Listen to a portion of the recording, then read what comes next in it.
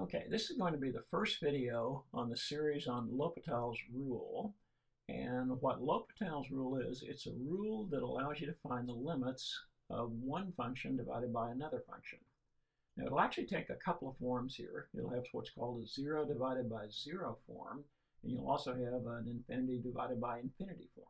Now, in this video, we'll primarily look at the 0 divided by 0 form, and we'll come back to this one in the second video.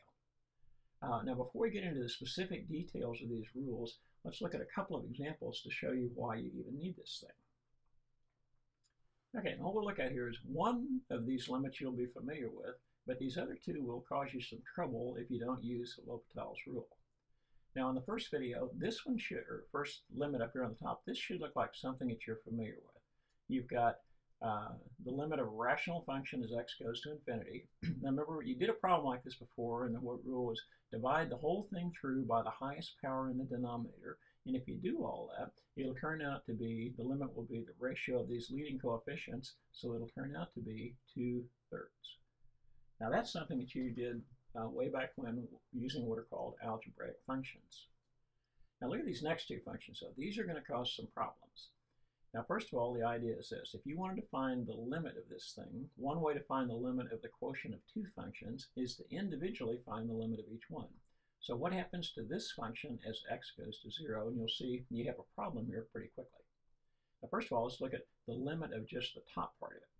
So if we wanted to find the limit as x approaches 0 of just the top, the sine of x. Well, what this will do, as x gets closer and closer to 0, the sine of x will also approach 0. Now look at the bottom. If you found the limit of just the bottom, so find the limit as x approaches 0 of x, well, as x gets close to 0, then x itself will get close to 0, and you wind up with a 0 in the bottom one. So you have a 0 on the top, a 0 on the bottom, and you wind up with this, 0 divided by 0. Well, now you've got a problem. This is what's called indeterminate form. So if both of them are going to 0, is the final answer equal to 0? Is it undefined? You're not sure what it is. Let's take a look at this one with x approaching infinity. Now we'll do the same thing. We'll find the limit of the top one and the limit of the bottom one. So first of all, let's find the limit of the top, the numerator, as x approaches infinity, of e to the x. Well, now, as x goes to infinity, e raised to a very large power would also go to infinity. And now we'll look at the denominator. So if you take a look at the limit as x approaches infinity of x, well, as x gets bigger and bigger, it will also go to infinity. So now what you've got, in the numerator, you've got infinity, and in the denominator, you've got infinity. So again, you've got a problem. Depends on which one is going off to infinity the quickest to determine whether this thing goes to 0, to a constant, off to infinity, you're not sure. Now, both these two together, you have, this is what's called the 0 divided by 0 form, and this one is called the infinity divided by infinity form. And both these two things have a name. They are called indeterminate forms because you're not sure what's happening. Now, if you wanted to, in this top one, we could have done the same thing. We'll kind of put it right here. You could find the limit of x squared as x approaches infinity. And this one would go to infinity. You could also find the denominator here, the limit of 3x squared plus 1 as x goes to infinity. And that will also be infinity. And so you'll wind up again, in this case, you would wind up with an infinity divided by infinity. Now, as far as the rules go, so just be aware of the fact sometimes in this case, you can use what's called algebraic manipulation to get rid of the x's, and this is the problem that you've done before. But on these two, it's a little more complicated than this one. Like on this one, you divided both of them by the highest power in the denominator. But suppose you divided by the highest power in the denominator here. Well, all you'd have would just be the sine of x over x divided by 1. Nothing really changes, so you can't solve these two by using these techniques. So this is where L'Hospitals Rule comes in. Anytime you want to find the limit of one function divided by another function, and you can show that the numerator turns into 0 and the denominator turns into 0, or that the numerator turns into infinity and the denominator turns into infinity, then you can use this thing called L'Hopital's rule. So now with that in mind, let's go back and take a look at the rule and see what it actually says. So what L'Hopital's rule says is this. If you want to find the limit of one function divided by another function, there's two possibilities, and we saw both those on this problem we did. If you find the limit of the numerator and the limit of the denominator, and both of them turn into 0, then you have what's called 0 divided by 0 form. The other possibility, if you find the limit of the numerator and the limit of the denominator, and they both turn into infinity, then you have infinity divided by infinity form. Now, both of these will allow you to solve the problem. If you want to find the limit, you can do a trick here. And the trick on L'Hopital's rule is this. If you want the limit of f of x divided by g of x, and the function satisfies these conditions, then you can find this limit. Rather than finding the limit of the quotient of the original function, you can get the same answer by finding the limit of the quotient of the derivatives of those. So find the derivative of the numerator, find the derivative of the denominator, and that might lead you to the answer. So the solution to this one will be the same as the solution to this one, as long as g prime of x is not equal to 0. Now, one more thing just before we go on, let's go back and take one last look at our examples to see where to use this. Notice, it wound up being 0 divided by 0 or infinity divided by infinity. Now, a good rule of thumb on where to use these things, actually, you can kind of think of it like this. This might help a little bit. In general, if you've got algebraic functions, then you do not need, you can get by generally without L'Hopital's rule. So in this case, what an algebraic function is, let's talk about that first. That would be where you have something like x raised to the n power. So anything in this form is algebraic. So usually, if you've got a limit problem like this, by some algebraic manipulation, you can eliminate the x's and come up with the answer. But once you get to the transcendental functions, then you've got a problem. Now, what are the transcendental functions? Well, briefly, they're anything that's not algebraic.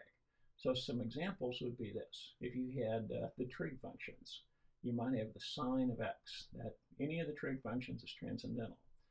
If you had e to the x, exponential functions, logarithmic functions. So anything that can't be expressed as x to the n is a transcendental function. So this one would be transcendental, this one would be transcendental. And when you're working with transcendental functions, that's where L'Hopital's rule really shines. So now with that in mind, let's go ahead and we'll look at a few sample problems here. So again, there's the rule. Now, as we go through the steps, the idea is that you're going to need to know what happens to the limit of the numerator, the limit of the denominator, does it fit the right form, you're going to need the derivatives, and so on. So the steps, you can actually list a series of steps that look like this. So here's the steps for using L'Hopital's rule. So first of all, assume that you're given a function, you've got one function divided by another function, you want to find the limit of this.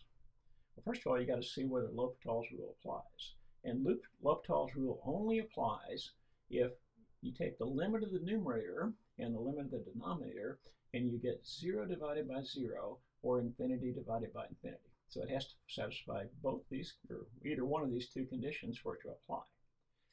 If it does apply, then what you're going to want to do is find the derivatives of both the numerator and the denominator. So you're going to change it from the limit of the quotient of the original functions into the limit of the quotient of the derivatives. Now, it sounds kind of complicated, but actually it's a pretty easy process to do. And sometimes this will be the case. Once you go through the process first, you still won't be able to put it in a determinate form. It'll still be an indeterminate form, so you may have to repeat the process. But I think you'll see it's actually pretty easy to use if you use one. So let's look at an example and see what we've got. Okay, so here's what we've got right here. We want to find the limit of this function as x approaches 0. Now this is a transcendental, so we'll use L'Hopital's rule, and the steps say you've got to do the following thing. So whenever you're going to work with L'Hopital's rule, the first step is to find out whether or not the rule applies. So the first step is test both the numerator and the denominator by individually finding the limits of each one of them and see whether either they both go to 0 or they both go to infinity. So in our problem, well, I'll kind of put it up here. This will be step number 1. So what I usually do is this, is just put a little arrow up here. I'll find the limit as x approaches infinity of the numerator. So 3x minus 1. Now what this does, as x goes to 0, then that's like having e times 3 to the 0 minus 1. Well, anything to the 0 power is 1, so you've got 1 minus 1, which gets you to 0. So the numerator went to 0. Now you got to try the denominator. So find the limit as x approaches 0 of x. Now this one's actually pretty easy. As x goes to 0, this whole thing's going to go to 0. So this one will also go to 0. So it winds up in 0 divided by 0 form. So that means, yes, you can use L'Hopital's rule. So let's look at step 2. So what step 2 says is, now that you know that you can use L'Hopital's rule, go ahead and find the derivative of both the numerator and the denominator. So this will be step number 2. So first of all, you want the derivative of the numerator. So the derivative of the e to the 3x minus 1. Well, what that's going to give you, now remember, the derivative of e to the 3x, it would be e to the 3x, the original function, times the derivative of its exponent. So I'll go ahead and write this as 3e to the 3x. So there's the derivative of the numerator. Now the derivative of a constant goes to 0. Then let's find the derivative of the denominator. So the derivative of x is just 1. So there's the derivative of the numerator, there's the derivative of the denominator. So now you're ready for the third step. So what the third step says is, go ahead now, rather than finding the limit of the two original functions, find the limit of the quotient of the derivatives. So this is going to give you the limit as x approaches 0 of, now the numerator, the derivative of the numerator is 3e to the 3x. The derivative of the denominator is 1. So this gets you to the limit as x approaches 0 of 3 times e to the 3x. Well, now go ahead and try to find the limit. So you try to find the limit of that, plug is 0, and this would be like having 3 times e, 3 to the 0. Anything to the 0 power is 1, so that would be like having 3 times 1, or 3.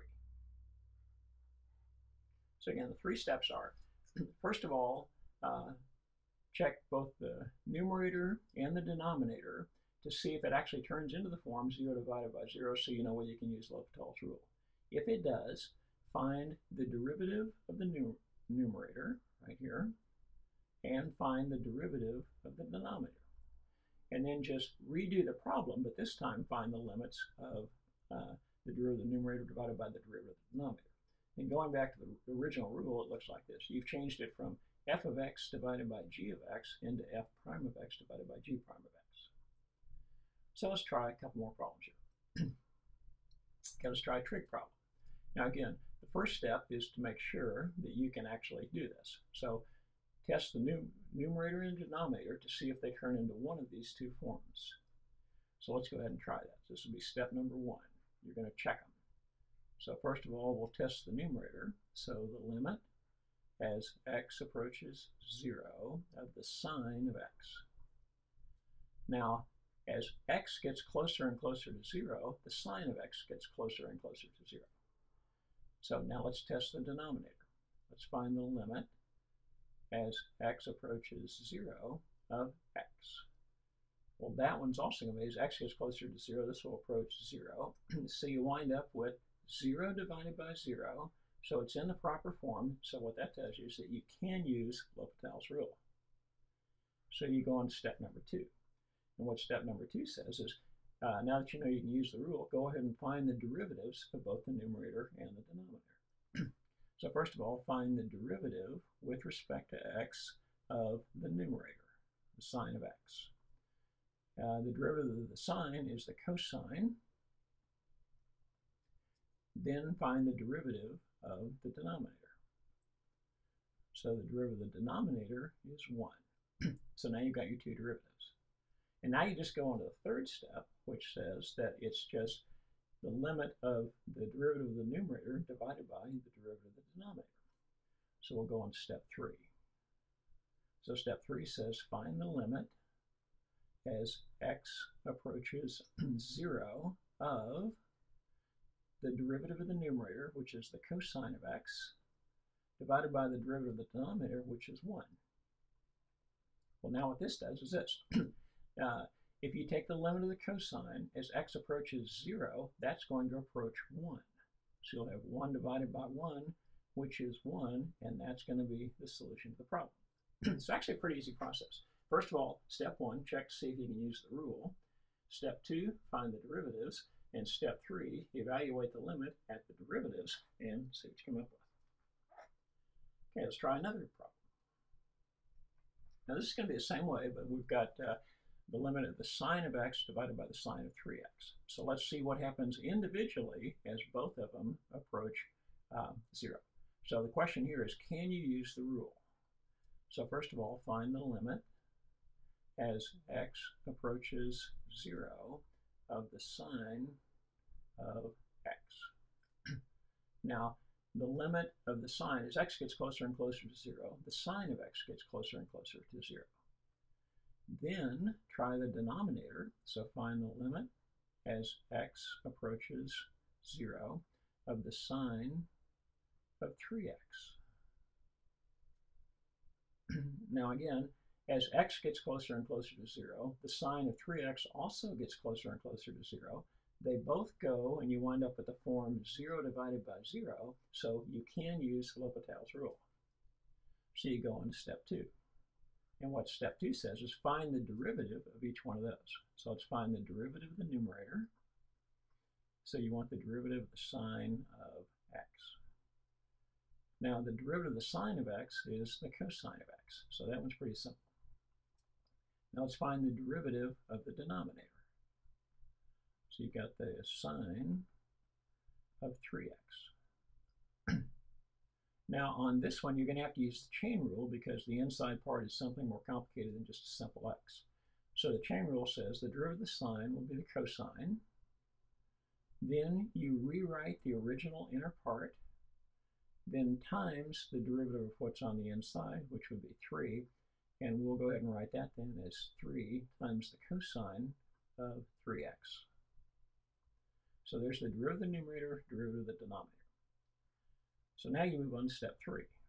And step 3 just says, go ahead and evaluate the limit. So we'll find the limit as x approaches 0 of the derivative of the numerator divided by the derivative of the denominator.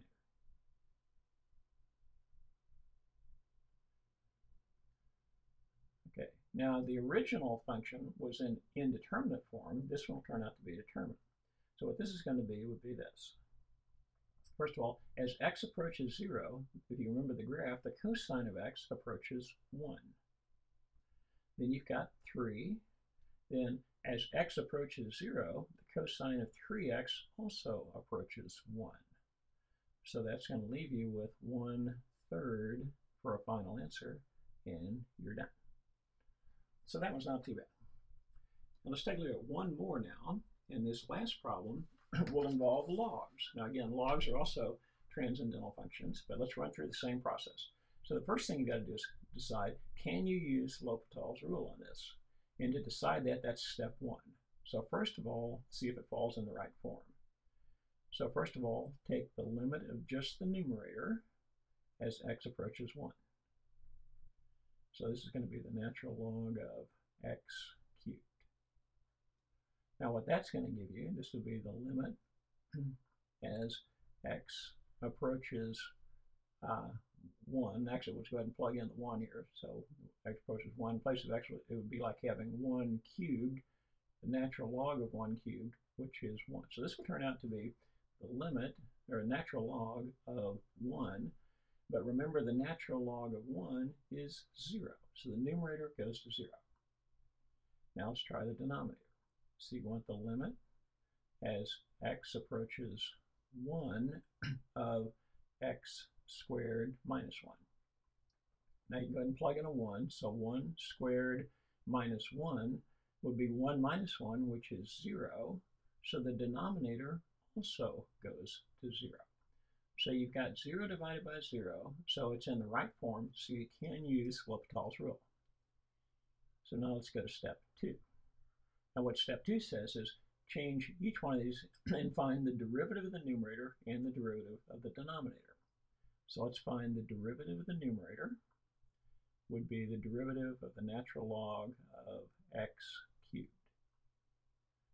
Now on this one, if you wanted to, you could use the log rules and bring the 3 down in front. I think I'll just stay with the straight definition.